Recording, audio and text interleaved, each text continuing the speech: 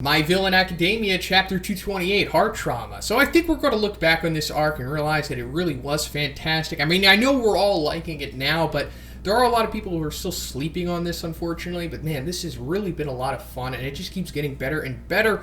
I just really hope Horikoshi can stick the landing on this thing. You know, if it has a great ending, it's really going to cement this as one of the better arcs in just shonen in general. But that's just my opinion. But yeah, as I was getting into this chapter, it just ended, unfortunately. It just seems like this was shorter than, you know, what typically we get. I think this was 15 pages, counting the double page that we get. So usually we get 15 pages, but for some reason this just felt shorter. Maybe it's just me, but let's get into it. So this chapter's picking out right where 227 left off, with Dabi encountering the Ice Commander, or the Ice Lieutenant, whatever you want to call the high-ranking members of the Liberation Army here. But I just want to address the big questions surrounding this character before we go any further, because, you know, this is the title of the video and the thumbnail. I made it look intriguing and whatnot. So, is this character Natsuo Todoroki, the very same Natsuo who's the brother of Shoto, son of Endeavor and Rei, you know, all that good stuff? See, it kind of makes sense because this person is shrouded in mystery and does have an ice quirk and is going against Dabi. So it all makes sense that this could be a significant character, such as Natsuo. Also, there's the whole thing that we have to remember when Fuyumi was talking to Natsuo a couple chapters back. She was like, Natsuo, where are you? You know, you're never around. Like, you're always off at college or whatever. Do you have, like, a girlfriend? We hardly ever see you. And then he gives, like, this reaction where it's like, no, it's nothing like that, I swear. So he was like, you know, really anxious about her asking that. Somewhat, it could be construed that way, but me personally, I don't think that this character is Natsuo. And I'm not saying that you're just completely wrong for thinking that and it's stupid. I don't think that at all. I think it's a solid theory, and I think it's pretty fun too. And at this point, it still is a possibility that this character is Natsuo. I just don't personally think that. So here's the few reasons why. So we find out that this Ice Commander character just didn't go to school, or for the most part didn't go to school, and just decided to focus on their quirk and just train that instead of going to school like normal people do. So we know that Natsuo is going to college, or at least allegedly going to college. So in order for this to work, that would mean that Natsuo somehow evaded school in his youth and is lying to everyone about going to college. We don't know exactly what this character is talking about, like, instead of attending school. So does that mean, like, from birth to the current age that this character is, they just never went to school? It's not really made clear, but if that was the case, that means Natsuo somehow never went to school, and Endeavor was okay with that, I guess, because Endeavor was raising this Natsuo. Another thing that could possibly tie this character to Natsuo is the ice quirk, but I think that this is debunking it somewhat in this chapter.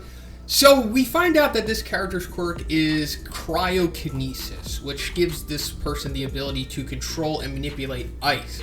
And from what we see here, this character can't just create ice the way that Shoto does. Like, it needs ice to manipulate. Like, we see the pulling all kinds of ice out of the convenience stores and the houses in this city to create, like, this huge ice dragon and whatnot that we see.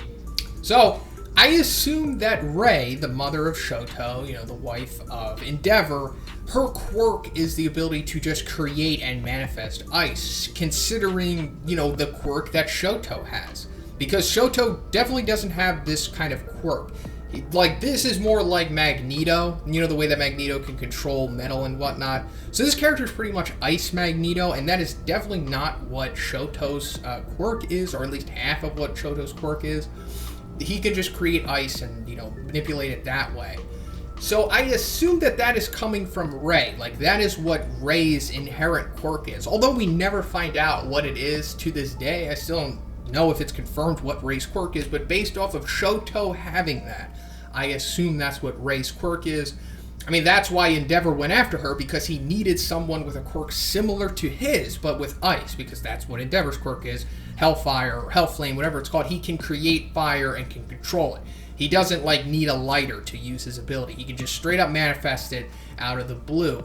So he needed someone with an ice power similar to that. So I don't think he would go after someone with cryokinesis, because that would kind of not fit what he's going for. It wouldn't exactly make this overpowered character like Shoto, like what he was trying to get after the whole time. But yeah, that's why I just think that this character is not Natsuo, and that just kind of debunks it. But again, like I said, it still could be the case. We still don't get a name on this character. We still don't have the identity or the face or whatever. So it is kind of odd that this character is still shrouded in such mystery. So it is a possibility that it's Natsuo, or maybe someone else that we already know about. Maybe another Todoroki that we haven't been introduced to yet, possibly. Maybe like a cousin, maybe like an uncle. It remains to be seen. But other than that, still a pretty cool quirk we're seeing here. Like, what this character could do, like create this huge ice dragon, or at least that's what it looks like. Also can create like these huge ice waves comparable to like the size of what we saw Shoto use in the tournament, the student tournament, the sports festival, whatever it was called, back in season 2. Pretty cool, but we're also seeing that Dabi can also create friggin' flames that just matching that size too. And just from the perspective that we see of the fire and the ice clashing right before it cuts away from Dabi and the Ice Commander, it looks like Dabi can just straight up nuke a town if he really wanted to. Like, it's crazy what Dabi's quirk is capable of now. Now, maybe Dabi could always do this, but it's also revealed at the beginning of this chapter, or at least by Dabi himself, that he has become stronger. So, I mean, we already knew that most of these characters were already stronger, just based off of them fighting against Gigantomachia. And we saw that Dabi was helping out Toga take on Gigantomachia, so he definitely gained a power up from this. I mean, you're fighting against one of the most powerful characters in the series for a month and a half or something like that straight. So you're definitely going to get more powerful from that. And we are seeing that Dabi has definitely become that. Also, we're seeing Mr. Compress just for like one or two panels in this chapter, 3 panels actually. So he was also fighting against Gigantomachia with Dabi and Toga, so we can assume that Mr. Compress has also become more powerful, and I think we're going to see that. I assume that Mr. Compress is going to have to take on that Hanabata guy, the politician one. Even though it doesn't seem like that guy's a fighter, it still could be, Mr. Compress taking him on. Or Mr. Compress just takes on the rest of the lingering guys in the Liberation Army. I don't know. It remains to be seen, but I'm really looking forward to seeing what Mr. Compress can do at this point, because I think he's one of the more interesting characters, and I really like his quirk. And it could totally be abused, like crazy abused, which we haven't really seen him do yet, but like the way that we saw Toga using Uraraka's quirk, I think Dabi can just, Mr. Compress can create like crazy death scenarios similar to that with his quirk. So then it goes to Twice, who discovers Toga's badly beaten body, and we're seeing that Twice, really does care about Toga. He does care about the League of Villains.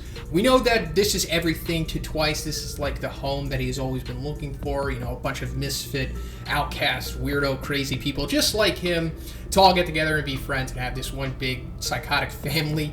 So it's just further establishing that Twice does really care about the League of Villains here. Maybe more so than the other League of Villain members actually do care. Maybe he cares the most, outside of Toga, but that's, Toga's own agenda that allows him to care so much. So he does find Toga, and I'm sure people are like wondering, like, is Toga dead? Is she gonna die? I don't think so. I think Toga's gonna make it through this. I mean, we just did get her backstory, and she did get a power-up, quote-unquote, or just further advancements to her ability. So I don't think she's gonna die. I think she's gonna be back. I mean, there's so many other plot points for Toga to touch on, so many unresolved storylines as well. We also have to remember that Toga has some of Izuku's blood left, so that whole has to go into. We have to see if Toga becomes Izuku, why it is relevant, and if she can use All for One or One for All in her copied state, which I assume that she can't, but I'm sure that there's going to be something special going on with that, since it still is a lingering plot line out there. So after that, Twice is encountered by a bunch of clones that look just like him, and it's revealed that these clones are the quirk of Chikazoku Tomoyasu, the real neurotic IT guy that we've been seeing throughout this arc, one of the commanders of the Liberation Army, the guy with the bangs in front of his face. His whole character is just one big homage to the Gorillas, the band. And we're further seeing that, like, the gorilla that we randomly saw back in, I think, chapter 223, when we're first revealed the names of these characters. Like, when it's showing Tomoyasu and, like, what he's about with the IT company, we see that random gorilla in the background. So I thought that might have just been an Easter egg You know, like, oh, hey, look, the gorillas, this guy looks like a gorilla. But no, it's apparently this is what Tomoyasu's quirk is. Also, let me add it out there that we're finding out Tomoyasu's villain name, or aka the liberation code, Skeptic. I think that's pretty cool. I like that Curious was her name, and now we've got Skeptic on this guy because, you know, he is kind of skeptical. He's a skeptic, so it makes sense considering that Curious was very curious. I like it. But going back to his quirk, so the gorilla dude, apparently this is just what his quirk looks like at its base form. I'm assuming that that's what it is. Unless he is willingly, like, trying to transform these guys into looking like anthropomorphic gorillas.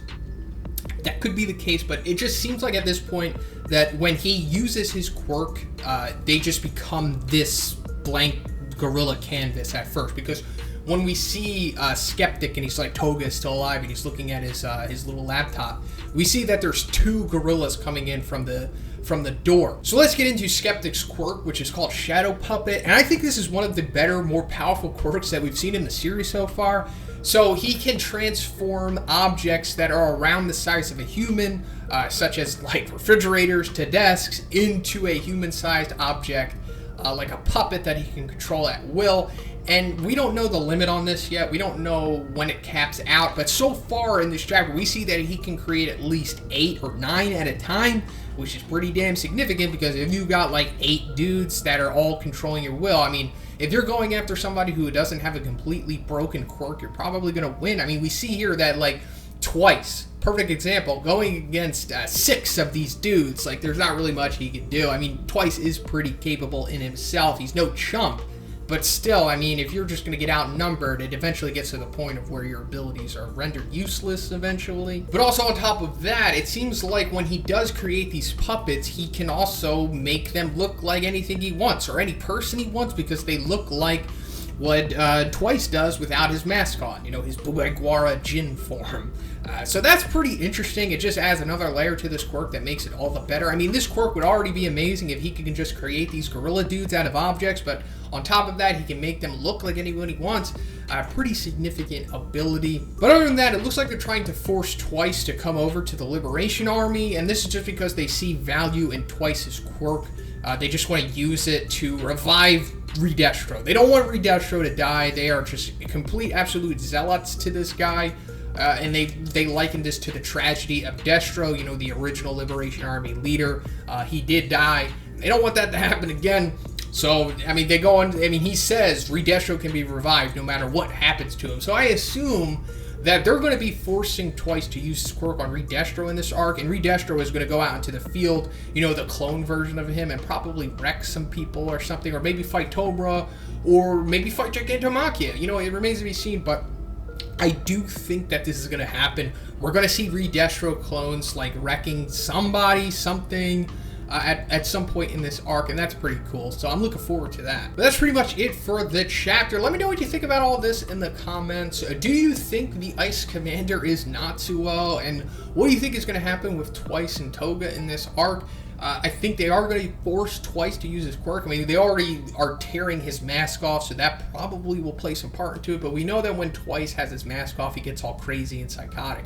So, very interesting to see what happens after this. But if you liked the video, please give it a like. I also have a Patreon. It gives you access to a weekly Q&A video that I do. And if you're looking for some sweet My Hero merch, check out the link in my description for Shonen's merch store. You can use a code in there to get some 5% off. And if you haven't already, please subscribe as well. Have a great day, everyone. I'll see you in the next one.